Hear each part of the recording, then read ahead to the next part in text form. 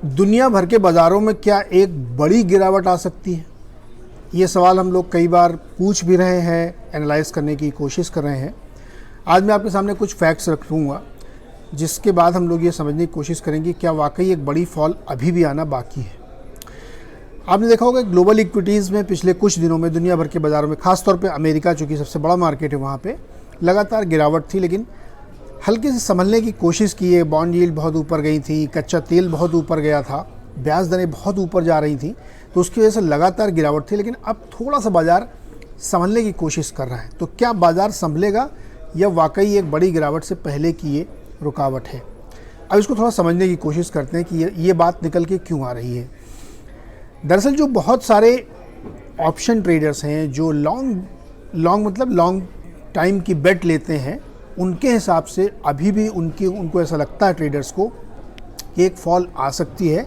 इसलिए उनकी जो बेट्स हैं फॉल साइड में, यानी सेल साइड में, पुट साइड में काफ़ी बड़ी मात्रा में इंटैक्ट हैं, ऑन है अभी। लेकिन मार्केट थोड़ा संभला हुआ है। दूसरा पॉइंट उसमें ये कहा जा रहा है कि ये मार्केट को जो पिछले 6 महीने में, 8 महीने में, साल भर में जिस चीज़ ने ड्राइव किया है वो फंडामेंटल्स नहीं है, वो लिक्विडिटी है। पैसे बहुत ज़्यादा सिस्टम में लिक्विडिटी आई है, फ्लोज आए हैं फंड के, उसकी वजह से ये तेज़ी बनी थी जो फिजल आउट हो रही है, क्योंकि फंडामेंटल्स बिगड़े हुए हैं। ब्याज दरें ऊपर, कच्चा तेल ऊपर, महंगाई ऊपर, इवन जॉब मार्केट बहुत ऊपर अमेरिका की। तो जो लिक्विडिटी ड्रिवन तेज़ी है वो इसलिए वहाँ पे आ सकती है क्योंकि नो रूल मार्केट है। इस बाज़ार का कोई रूल ही नहीं है। बाज़ार का रूल ये होता है कि फंडामेंटल स्ट्रांग हो तो मार्केट चले, बाज़ार का रूल ये होता है कमोडिटी प्राइसेस नीचे आए तो मार्केट चले, बाज़ार का ये हो कि ग्रोथ बहुत अच्छी हो तो चले। यहाँ पे सब चीज़ डिस्टॉर्टेड है, कोई रूल नहीं है, एक ही रूल है कि लिक्विडिटी है। अब दूसरा पॉइंट इसको देखते हैं। बहुत सारे फंड्स का ये कहना है, बहुत सारे ब्रोकरेजेस का ये कहना है कि जो सिस्टम बेस्ड मोमेंटम चेस करने वाले फ़ंड होते हैं आजकल, जो जैसे इंडेक्स फ़ंड होता है, उसको इंडेक्स चेस करना है, सर्टेन पैरामीटर्स पे वो लोग काम करते हैं और वो सब सिस्टमिक है, उसमें मैनुअल इंटरवेंशन कुछ नहीं होता है।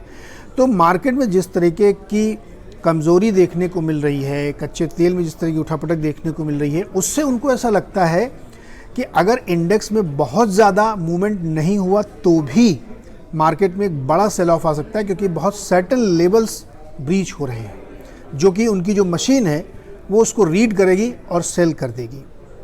इसलिए जो सिस्टमिक फंड की तरफ से सेल आने की उम्मीद है, गिरावट आने की उम्मीद है, वो काफ़ी बड़ी हो सकती है। गोल्डमैन सैक्स भी यही बात कर रहे हैं, जेपी मॉर्गन भी यही बात कर रहे हैं कि सिस्टमिक सेलिंग आ सकती है और इसका क्वांटम ग्लोबल मार्केट में, पूरी दुनिया में, केवल अमेरिका में नहीं, पूरी दुनिया में 48 बिलियन डॉलर्स के बराबर हो सकता है और ये बहुत शॉर्ट पीरियड में हो सकता है। तो इसलिए ख़ास तौर पे अमेरिकी मार्केट के जो अदर फंडामेंटल्स हैं उनका स्टेबल रहना बहुत ज़रूरी है। अगर वो स्टेबल नहीं रहते हैं तो इंडेक्स भले ही स्टेबल रहे, एक बड़ी गिरावट आ सकती है। तो इस बात को थोड़ा सा दिमाग में रखना चाहिए मार्केट में, जब आप लोग जो भी ट्रेड ले रहे हो, कि ऐसी तमाम ब्रोकरेजेस की राय है कि सिस्टमिक सेलिंग का एक खतरा बना हुआ है। इसलिए मैं कह रहा हूँ कि क्या एक बड़ी गिरावट अभी आना बाकी है? इस सवाल का जवाब आने वाले समय में हमें मिलेगा।